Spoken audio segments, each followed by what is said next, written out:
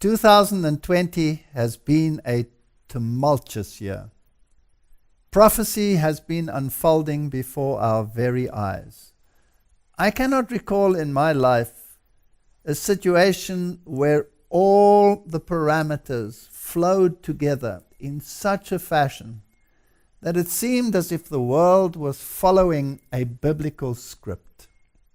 For the first time in my life, we have a universal situation where every single country in the world is subject to the same situation. We have seen the introduction of lockdowns. We have seen the introductions of rules and regulations. We have seen the introduction of mechanisms to control buying and selling. And prophecy is just jumping out of the pages into our face.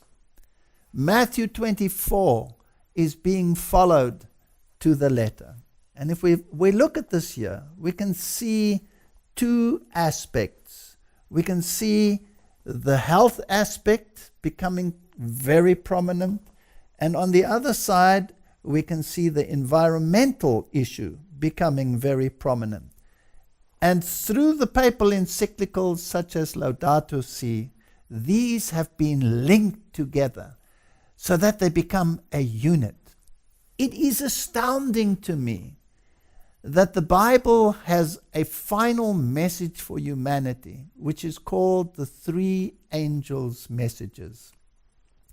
And the message and warning against the mark of the beast is linked together with a health message.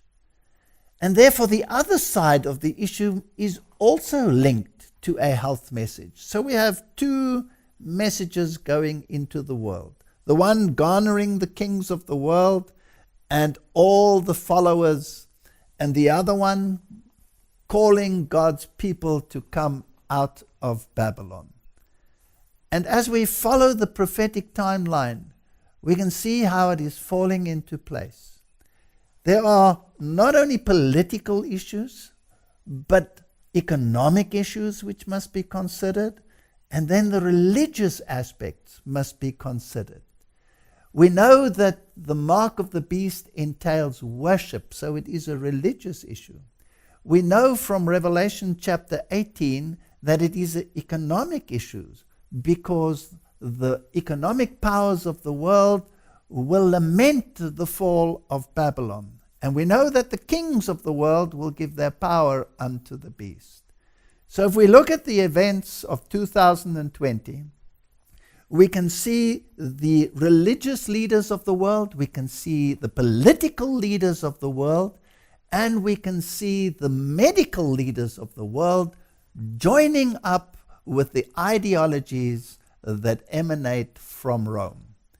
Those two prominent encyclicals, one on the environment and one on fraternity, are setting the pace for what is about to transpire on our planet.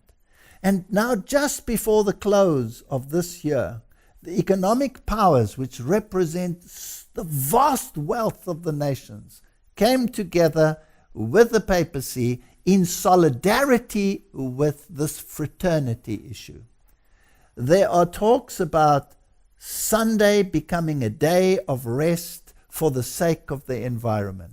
We are on the very verge of the fulfillment of prophecy.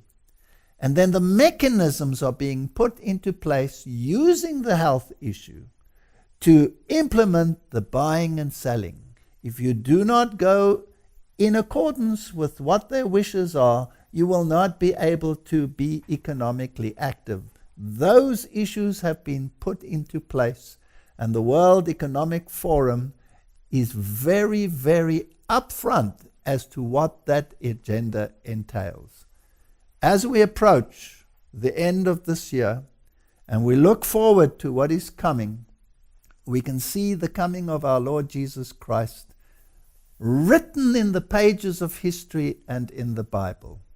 The calamities of this world are God's opportunities. And if I look back at this year, and I consider all the events that have taken place, and that out of this tumult, a new series arose, which was called What's Up, Prof? And through this medium, we were able to follow the events and try to put them into the prophetic perspective. And God was so good. He enabled this message to go to the entire world. We are so grateful.